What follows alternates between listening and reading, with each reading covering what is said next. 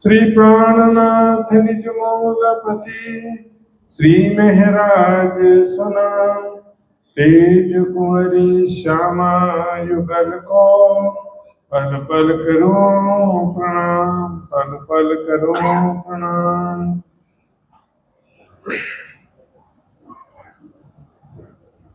अदा हुए सब फरज तब सिर से छुटिया करज खुशहालियाँ लो हौसी घनी भीष्ट खजाना पाया अपनी भीष्ट खजाना पाया अपनी अदा हुए सब फर्ज।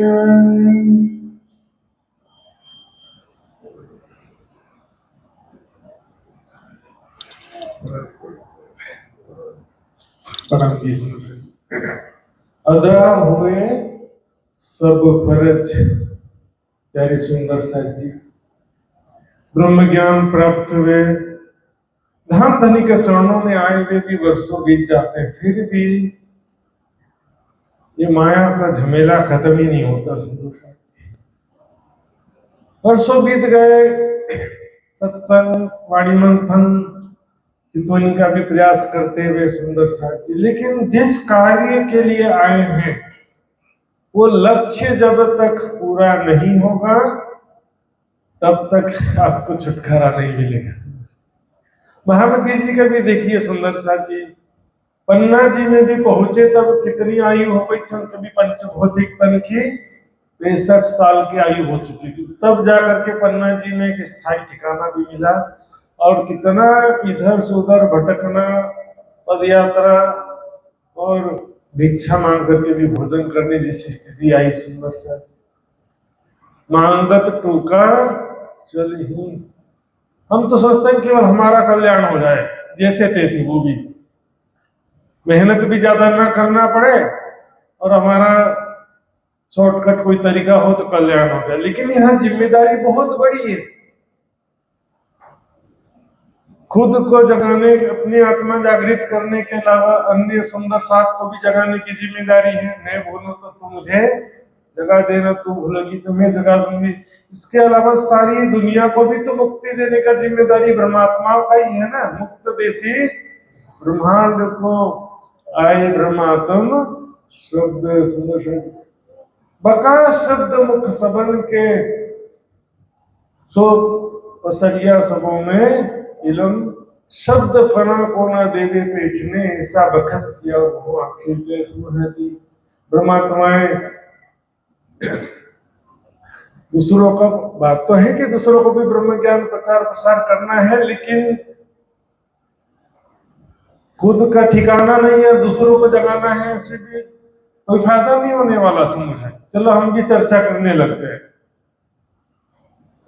सुंदर साहब जी चर्चा करना, प्रचार करना एक राज्य की नियामत है, लेकिन पहले जरूरी है कि हम तो अच्छी तरह से जागृत हो, हम अच्छी तरह से रहनी में आ जाएं, तब कुछ कर पाएंगे। सुंदर साहब जी छत्रसाल जी के समान, लालदास जी के समान, महामती जी तो बहुत बड़ी बात है। सुंदर साहब जी इस तरह से खाओ पियो और भौतिक सुखों में दिन रात लिप्त रहो और बिना किसी कष्ट उठाए हमको आसानी से राज्य मिल जाए, ये सोचना बहुत बड़ी गलत फहमी है। सुंदर साहब बिना तपों में, भक्ति में, साधना में, जीवन के बिना राज्य की प्राप्ति संभव ही नहीं है। विलासिता पूर्ण जीवन, खासतौर पर कह रहा हूं कि एकदम सुख सुविधा पूर्ण जीवन से आप चितवनी करने बैठोगे, चितवनी कभी लगने वाली नहीं। पहले समय में क्या था, उपवास का नियम था और तीर्थ का नियम जो था, हिंदू धर्म का बेसिक जो नियम है उसको समझिए तो आपको समझ में आ जाएगा कि हमको भी कैसे रहना है। सप्ताह में एक दिन उपवास करते थे, अभी भी करते हैं, लेकिन अभी क्या समझा कि खाना नहीं खाना है एक टाइम, ये उपवास समझ लिया। ये नहीं था उपवास का मतलब। उपवास का मतलब है पूरा दिन भर परमात्मा के समीप वास करना, मतलब पूरा दिन भर राज्य को याद करना है। 24 घंटे। देखो बाकी दिनों में तो 6 दिन तक क्या किया, संसार का काम किया और थोड़ा समय निकाल के राज्य जी को याद किया। लेकिन 7वां दिन उपासना का दिन होता है। किसी भी धर्म में एक दिन उपासना का दिन होता है। उस दिन पार्ट टाइम नहीं, 1-2 घंटा से नहीं, उस पूरा का पूरा दिन जो है राज्य जी को याद करना है।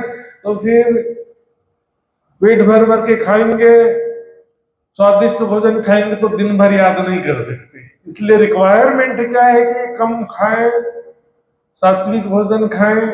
उस दिन यदि दिन भर याद करना है राज्य को, वैसा एक दिन तो होता नहीं हमारा पूरा जीवन भर में भी, सप्ताह में एक दिन की बात है। फिर तीर्थ का क्या नियम था, साल में 1 महीना घर छोड़ करके आश्रम में जाके रहना है, घर पे नहीं रहना है। पूरा का पूरा 1 महीना आश्रम में जाके रहना, जहां पर पहले समय में जो आश्रमों में ऋषि मुनि आदि रहते थे, तपस्वी योगी रहते थे ना, उनके सानिध्य में जाके रहो, वहां पर सेवा करो, सत्संग करो, स्वाध्याय करो, तप करो, भक्ति करो। उससे क्या होता था कि 11 महीने का जो भी मन की मैल है पूरी साफ हो जाती थी। और अभी का तीर्थ क्या है, बस घूमने फिरने आने जाने की भी पूरी व्यवस्था, कोई कष्ट नहीं होना चाहिए, रहने खाने की व्यवस्था में कोई कमी होना नहीं चाहिए। खाना भी बोले कि समोसा बना था, बहुत अच्छी सेवा की। सुंदर साथ जी जरा विचार करिए, धार्मिक व्यक्तित्व का भोजन कैसा होना चाहिए। बोलते ना ये भगत है करके, गामड़ी की भाषा में, गांव की भाषा में क्या बोलते हैं, जो कोई ऐसे भक्ति भावना रखता है उसको क्या बोलते हैं, भगत है करके। ये भगत है, ये खराब सब खाना नहीं खाएगा, ये भगत है सब बोलेंगे। धार्मिक व्यक्तित्व का जीवन कैसा होना चाहिए उसमें, कोई बोलेगा ही नहीं धार्मिक व्यक्तित्व देख करके इसके जीवन में थोड़ा भी संयम नहीं है, उसको कौन बोलेगा कि धार्मिक व्यक्ति। नरसिंह जी, ये वाणी तो पावरफुल है, लेकिन अच्छी से अच्छी दवा भी काम नहीं करती है जब तक कि परहेज ना हो। तो तब से छुटकारा नहीं मिलेगा सुंदर साथ जी। और ऐसा मत समझो कि गारंटी हो गया कि हमको इसके बाद मुक्ति मिल ही जाएगी या परम धाम मिल ही जाएगा, ऐसा कोई गारंटी भी नहीं है। क्योंकि नियम क्या कहता है, अंतमति स्वगति। आप 25 साल से सुंदर साथ है या 50 साल से सुंदर साथ है, ये इंपॉर्टेंट नहीं है। रिजल्ट क्या है, आपके मन में अभी क्या चल रहा है, दिन रात आपके मन में किसका चिंतन चल रहा है। अंतिम क्षण में जिसका चिंतन होगा, जिसकी चाहना होगी दिल में, अंतमति सुगति। राजा भरत राजपाट छोड़ के जंगल में चले गए। पहले समय में वानप्रस्थ आश्रम का नियम था, बड़े बड़े राजा महाराजा भी अपने बेटे को राजा बनाते थे और जंगल चले जाते थे ध्यान साधना करने 50 साल के बाद। तो राजा भरत भी जंगल में चले गए थे और वहां एकांत में कुटिया बना के रहते थे, बहुत अच्छे से ध्यान साधना करते थे। अपना जो भी राजपाट और परिवार और ईश्वरी सबको मन में आसक्ति छोड़ भी दिया था और ध्यान साधना में भी मन लगने लगा था उनका। लेकिन वहां भी माया पहुंच गई। एक बार हिरण का झुंड वहां पर विचरण कर रहा था और उसमें एक हिरनी भी थी जिसके पेट में बच्चा बस अभी जन्म होने लायक स्थिति में था। तभी अचानक एक शेर ने हमला किया और सारे हिरण भागने लगे। वो हिरनी भी भागने लगी, तो भागते भागते उसने बच्चे को जन्म दे दिया और मर गई। तो हिरनी तो मर गई, लेकिन बच्चे को जो जन्म दिया था वो जिंदा था, तो बाकी हिरण तो भाग गए। तो बच्चे को कौन दिखेगा, तो राजा भरत देखते हैं कि इसका तो भी मेरे सिवा कौन है, मैं नहीं बचाऊंगा तो ये मर जाएगा, मेरा कर्तव्य है इसकी प्राण रक्षा करना। तो अपने साथ कुटिया में ले आए उसको दूध दूध पिलाया, खिलाने लगे, जैसे तैसे जान भी बच गई। अब बच्चा तो बच्चा होता ना, जानवर का बच्चा भी तो बड़ा मजा आता है ना खेलने में उसके साथ। हिरण के बच्चे के साथ दिल लग गया उनका। बाद में एक दूसरा हिरण का झुंड आया और वो हिरण का बच्चा उसके बड़ा हो चुका था, उस दूसरे हिरण के झुंड के साथ वो चला गया। लेकिन राजा भरत का दिल वही लगा हुआ है। ध्यान करने बैठते हैं तो हिरण के बच्चे का ध्यान आता है।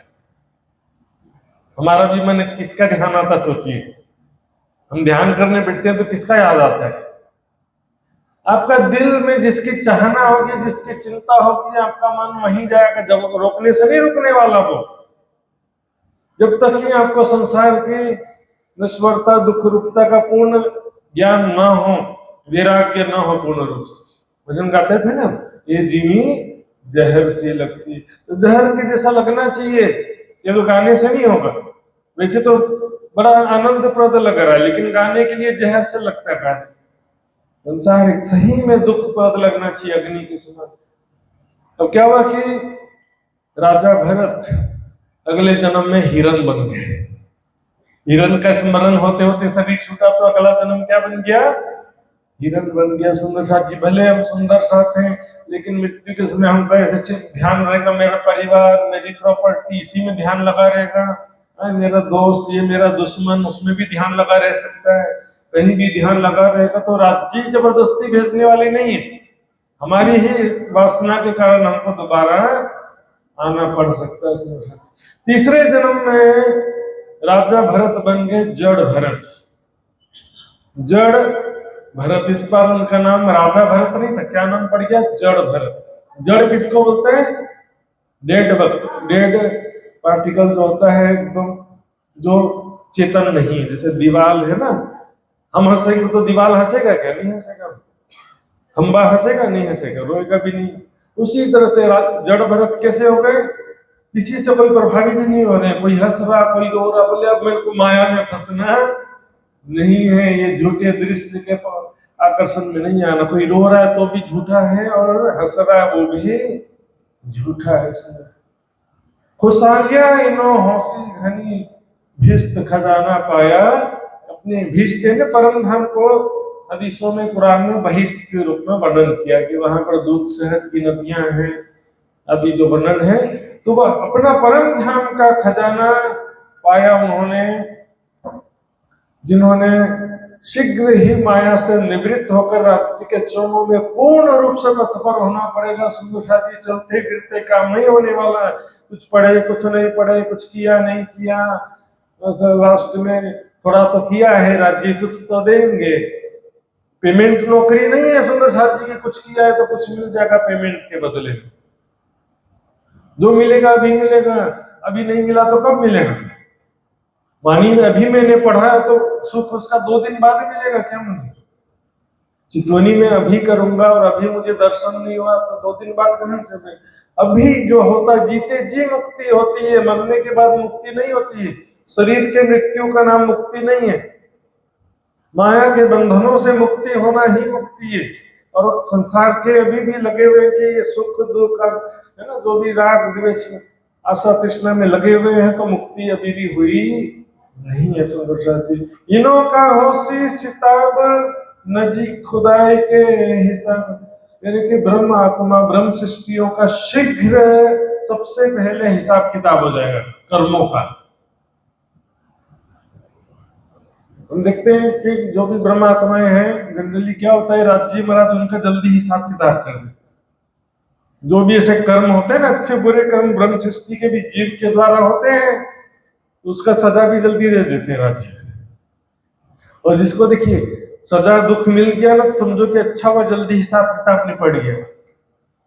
मिलना तो निश्चित था। देखो, जो भी अच्छा बुरा कर्म हुआ उसका हिसाब किताब बाद में, अभी नहीं होगा तो बाद में होगा। प्रैक्टिकल देखिए, जवानी में हम क्या करते हैं, जब सारा सुख भोगते रहते हैं। जवानी के समय में ज्यादा से ज्यादा सुख भोगते, मतलब पुण्य का फल सारा जवानी में भोग लिया, लेकिन पाप का फल भोगना बाकी रह गया तो बुढ़ापे में सारा भूल लेते हैं। सारा कष्ट समस्या बुढ़ापे में आ जाता है। यदि पापों का फल, यानी अपने शरीर को ही जवानी में ही तपो में, भक्ति में, संयमित जीवन के द्वारा खुद अपने शरीर को कष्ट देंगे तो बहुत सारे पाप जल जाएंगे और बुढ़ापा भी फिर कष्टप्रद नहीं होगा। तो ठीक है, राज्य में आप क्या कह रहे थे? ब्रह्म आत्माओं का हिसाब किताब जल्दी हो जाता है ना, उनके जीवों का हिसाब किताब। जीव के ऊपर तो बैठे हैं ना भी। सब बंदगी यही मोमिन जो अंदर के मारे दुश्मन, अंदर के दुश्मन। मोमिन और दज्जाल की लड़ाई कहते हैं ना, बाहर से ज्यादा समस्या भी अंदर की समस्या है। जो बोलेंगे शोरगुल हो रहा था इसलिए चितवनी नहीं कर पा रहा हूं, बाहर की शोरगुल से प्रॉब्लम नहीं है, प्रॉब्लम है अंदर के शोरगुल से। एकांत स्थान में जाके बैठोगे तो क्या ध्यान लग जाएगा? क्या अंदर का शोरगुल समाप्त होगा तो जहां बैठोगे वही ध्यान लग जाएगा। सुंदर अंदर के जो दुश्मन है उसको कैसे पता चला जाए? जब भी आप एकांत में बैठो, चितवनी में बैठो, मन जहां जहां जा रहा है तो समझ लो वही वही आपकी समस्या है। एक एक चीज को वाच करो कि मेरा मन कहाँ कहाँ जा रहा है, और उसको समझा समझा करके वापस लाना पड़ेगा, बार बार हर जगह से लाना पड़ेगा। बच्चे में दिल जा रहा है तो वहां भी बोल दो भैया समझाओ मन को, वहां पर भी प्रॉपर्टी में मन जा रहा है वहां से समझा करके वापस लाओ। किसी ने आपको दुखी किया, अपमान किया, परेशान किया, वहां पर भी आपका मन जा रहा है तो भी अपने मन को वापस ले आओ। और सबसे बढ़िया तरीका है दृष्टा भाव में स्थित हो गए ना कोई चोर ना कोई साधु। पिक्चर में देखने में एक हीरो होता है, एक विलेन होता है, लेकिन निजी जिंदगी में कोई हीरो कोई विलेन नहीं होता। यहाँ पर सब अपना अपना अपना किरदार निभा रहे हैं ना। कोई आदमी बुरा है या कोई अच्छा ऐसा नहीं कह सकते, सब अपना अपना रोल निभा रहे हैं, वो भी राज्य के हुक्म से कर रहे हैं। तो हम अपना जो है मन में किसी के प्रति भी मोह भी नहीं रखना है, राग भी नहीं रखना है और द्वेष भी नहीं रखना, दोनों ही बाधक है। ये मेरा प्रिय व्यक्ति ये भी प्रॉब्लम है, ये मेरा दुश्मन। और जब सुंदर साथ को प्रेम करने की बात है, सुंदर साथ जी वो परम धाम में स्वयं को परात्म स्वरूप में सखी स्वरूप में देखते हुए अन्य सखियों से प्रेम, राज्य से प्रेम करो। परम धाम में जो सखियां है ना, स्वयं को सखी रूप में देखते हुए अन्य सखियों से प्रेम करो। यहाँ के सुंदर साथ, यहाँ भी जो माया के सुंदर साथ कह रहे हैं ना, यहाँ पर सेवा ही प्रेम है, तन से प्रेम नहीं करना किसी। क्योंकि तन को पकड़ेंगे ना तो यहाँ माया का प्रभाव से ऐसा है कि प्रेम में दुश्मनी होता है, ऐसा हालत है यहाँ। तन के हिसाब से यदि अच्छा स्वभाव हो तो भी सुंदर साथी, ये तन कोई भी मोल मिलावे में मिलने वाले नहीं है। स्वयं को परात्म स्वरूप में देखो और परम धाम के राजसामंजी सखिया जो हमारा वास्तविक परिवार है, आत्मिक परिवार, परम धाम का जो परिवार है उसमें दिल लगाना है। अंदर के जो दुश्मन है सुंदर साथी, जो भी धाम चलते आड़ी करे सोते ही जानियो दुश्मन जी। अंदर के भी दुश्मन, बाहरी परिस्थितियां भी जो है सुंदर साथ जी, आपको कोई एक्सीडेंट हो गया, कोई बीमारी हो गई, किसी ने अपमान कर दिया, वो छोटी छोटी बातें हैं सुंदर साथ। आप केवल दृश्य को देख सकते हो, दृश्य को बदल नहीं सकते, ये बात समझो। दृश्य को बदलने का प्रयास में टाइम खराब कर रहे हैं। दृश्य को बदल सकते हैं तो ईरान अमेरिका का युद्ध रुकवा दो, फिर दृश्य को कुछ भी अपने आप को नहीं बदल सकते, दूसरों को कहां से बदलेंगे? संसार के प्रति, अपने ही शरीर के प्रति भी दृष्टा भाव में स्थित होकर के केवल परम धाम को ही साक्षात भाव में रखो, वही का चिंतन ध्यान करते रहना। सुंदर साथ जी, ये जो बैठा है सबन यही खुदाई का है, दुश्मन सबके अंदर तो ये मायावी स्वभाव है सुंदर साथ जी, यही खुदा का दुश्मन, मतलब खुदा के तरफ ध्यान लगाने देता नहीं है। सुंदर साथ छिपके साहेब कीजिए याद, खासल खास नदी की स्वाद। आजकल सुंदर साथ जी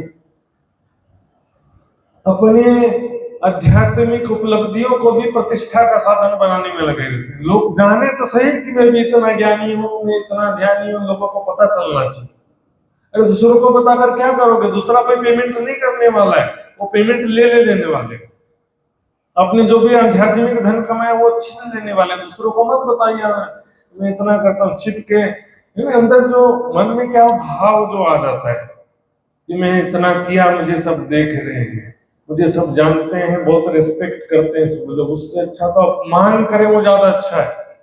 मैं नहीं कह रहा हूँ, हिंदू ग्रंथों में भी लिखा है, साधना ग्रंथों में, सन्यासी सम्मान को विष और अपमान को अमृत समझे। क्योंकि जो सम्मान को चाहने वाला होता है, सम्मान का चाहने वाला होता है, हमेशा पतित हो जाता है। काफर करें बहुत तक शोर तो मोमिनो सो न चले जोर। काफर करें बहुत तक शोर। अविश्वासी और अवज्ञाकारी दो शब्द आता काफर के अर्थ में। शॉर्ट में नास्तिक कह देते हैं, लेकिन अविश्वासी है जिसको परमात्मा पर विश्वास नहीं है, उनकी वाणी पर विश्वास नहीं है और जो उसका कहना मानता नहीं है, मतलब अवज्ञाकारी।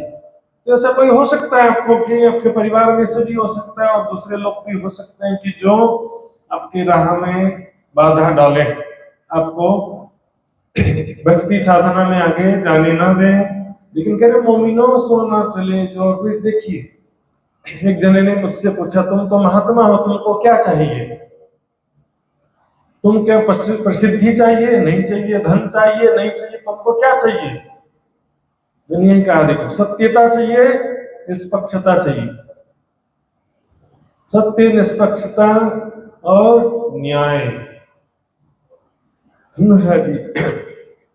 और दुनिया में कोई आपको झूठा सीधे कर रहा है तो उससे आपका कोई नुकसान होने वाला नहीं है। सुंदर साथ जी, आपका जीत इसमें है कि आप हृदय की निर्मलता को बनाए रखो और सत्य आचरण को बनाए रखो। कपट रत्ती ना हृदय दर, इतना भी रत्ती मात्र भी कपट नहीं करो दिल में। ये तक में 2 बार परहेज का जो प्रसंग आता है, चिंतामणि जी के प्रसंग में और भैरव सेठ के प्रसंग में आता है ना, पीना तंबाकू छोड़ दे। उसमें चिंतामणि जी के जो प्रसंग में चौपाई आती है, उसमें चौपाई आती है, चोरी करना और झूठ बोलना इनका छुड़ाया उदक। ये 2 चीजें कोई ना बात करता है ना उसको ध्यान देता है। चोरी करना मतलब अनीति से धन कमाने से कभी हृदय निर्मल हो सकता नहीं है। और सबसे ज्यादा जो सुंदर साथ के भीतर भी झूठ, असत्य आचरण, छल कपट, बेईमानी, सुंदर साथ जी बहुत बड़ा समस्या हो सकता है। सुंदर साथ जी राज्य न करें, लेकिन हृदय की निर्मलता बनाए रखो। हारे से होए जीत, जीतने के लिए छल कपट कर रहे हो, लेकिन जीतने से तो हारा माना जाता है। कबीरा आप ठगाइए और न ठगिए कोई, आप ठगे सुख उपजे और ठगे दुख है। दूसरों को ठगने के लिए खुद ठगा जाओ, ज्यादा अच्छा है। फुरमान बरदारी लियावे जोए, सिताब छुटकारा पावे सोए। वाणी के अनुसार जो चलेगा वो जल्दी से जल्दी माया के सुख दुख से छुटकारा पाएगा, माया के झमेलों से छुटकारा पा जाएगा। केवल रोते रहने से भी काम नहीं सकता। सुंदर साहब जी कटुति में छुपाई है, कल कल्याणों यहाँ काम नहीं, जीतिए पोताने बल। आप सबने भी अनुभव किया होगा, रोने धोने से बहुत ज्यादा कुछ हासिल होता है। राज्य के समान सामने बैठ करके रोते रहो, राज्य मेरा दुखी कर दिया, ले चलो, जितना भी रो लो। ये माया का संसार है, परम धाम नहीं है। परम धाम में इच्छा मात्र से सब मिल जाती है, सब चीजें। यहाँ पर ऐसा नहीं होता, ये काल माया। यहाँ पर यदि फ्री में मिल जाता तो फिर महामती जी, छत्रसाल जी और सकुंडल सकुमार, जितने भी बिहारी जी के आत्म सब एक समान हो जाते। फिर यहाँ पर जो जितना कष्ट उठाएगा, जितना कुर्बानी करेगा, उतना उसको मिलेगा, उतना राज्य का सुख भी उसको प्राप्त होगा। नफ्सों से करो सबर, मारो हिरस हवा परहेज कर। नफ्स यानी इंद्रियों से करो सबर। इंद्रियां तो देखिए, कुछ भी अपने इंद्रियों के विषय सामने उपस्थित होते हैं ना तो मन तुरंत आकर्षित होता है, लेकिन इसको सबर करना मतलब थोड़ा पेशेंस रखो। अपने सुना हुआ सबने 10 सेकंड रुको, गहरी सांस लो, मन में रहस्य में बोलो, उसके बाद दिखोगे तो आपका जो एक खिंचाव था वो शांत हो चुका रहेगा। तुरंत जैसे हमारे सामने टीवी में कोई दृश्य आए तो तुरंत चलो देखते हैं, ऐसा करके मन तुरंत आकर्षित हो जाता है ना। कोई स्वादिष्ट भोजन देखा तो तुरंत खाने के लिए मन आकर्षित हो जाता है, तुरंत आशा उत्पन्न हो जाती है, तुरंत गुस्सा भी उत्पन्न हो जाता है। 10 सेकंड रुको, मन में सबर करो, नफ्सों से करो सबर, अपने आप के जो है पेशेंस को दृढ़ करो। मारो हिरस हवा परहेज कर, परहेज जरूरी है। सुंदर साची तो जमाना याद करो, 25 साल पहले का ही जमाना, कोई ज्यादा बहुत दूर की बात नहीं है। मेरी उम्र के जो लोग हैं उनका ही जो बचपन का समय जरा याद करो ना। मोबाइल था, स्मार्टफोन नहीं था, फ्री इंटरनेट भी नहीं था, घर में एक आध टीवी था और दूरदर्शन था उसमें, वो भी दूरदर्शन भी आंखों के सामने ही आया, बहुत से पहले 40 साल पहले तो वो भी नहीं था। तो कैसे शांति थी सुंदर सा जी, राज जी के लिए भी टाइम निकलता था। माता पिता भी जो है धार्मिक कहानियां सुनाया करते थे बच्चे को रात में सोते समय। तो सुंदर सा जी परहेज जरूरी, जो चीज सामने हो तो उसको छोड़ना संभव होता नहीं है। सुंदर सा जी दिल से दृढ़ करो सबर, साबित बंदगी मौला पर। दिल से सबर को दृढ़ करो, मतलब तुरंत आकर्षित ना हो जाओ किसी भी मायावी सुखों के आकर्षण में। साबित बंदगी मौला पर, बंदगी को भी दृढ़ करो, स्थिर करो। कभी मन माया में आकर्षित हो गया, कभी राज्य में दिल लग गया, कभी भौतिक सुखों में डूब गए, कभी राज्य की भक्ति करने लगा, ऐसा नहीं। एक स्थिरता होना चाहिए, दृढ़ता होना चाहिए कि दोबारा फिर माया में आकर्षित न हो। सुंदर साहब जी बड़ा कयामत नामा का प्रकरण और छुपाई, बंदगी वाले खुदाई राखत बलाई से थी सलामत, कजाए का सिर ले हुक्म हक मिलावे को रूह। तो ये प्रकरण में ऐसी बहुत सारी छुपाइयां हैं सुंदर साहब जी। जो राज्य की सेवा बंदगी में ध्यान में सेवा समर्पण में लगे रहेंगे सुंदर साहब जी, राज्य महाराज हमेशा उनकी दुखों से भी रक्षा करते हैं। दुख की जीनी में बैठ के दुख ना का हूं देखा, तो लेकिन माया में डूबेंगे तो बराबर दुख आपको उठाना पड़ेगा। सुंदर साहब जी जो चुपाई दोहराते समय हो गया मेरा। बंदगी वाले खुदाई राखत, बंदगी वाले खुदाई राखत, बलाए सेती सलामत, बलाए सेती सलामत, कजाए का सिर ले हुक्म, बजाए का सिर ले हुक्म, हक मिलावे को रूह तुम, मिलावे को रूह तुम, हक मिलावे को रूह तुम, हक मिलावे को रूह तुम। मनुष्य प्राणा बचाए की गुरु श्री सतगुरु महाराज की जय।